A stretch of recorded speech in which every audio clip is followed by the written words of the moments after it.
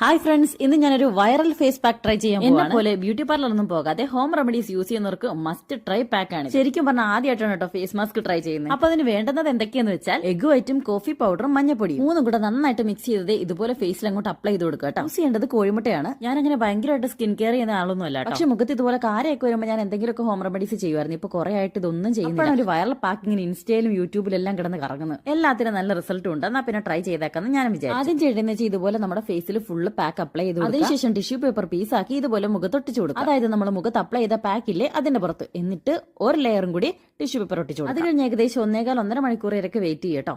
ഉണങ്ങാൻ വെയിറ്റ് ചെയ്തിട്ടിരുന്ന ഞാൻ ആ ഒരു ഗ്യാപ്പിൽ ഇടയ്ക്ക് ഇളവുമെന്നൊക്കെ നോക്കിയിട്ടോ. എന്നിട്ട് അതിന്റെ പുറത്ത് ബാലൻസ് ഇരുന്ന പാക്ക് കുറച്ചും കൂടി അപ്ലൈ ചെയ്ത് കൊടുത്തായിരുന്നു.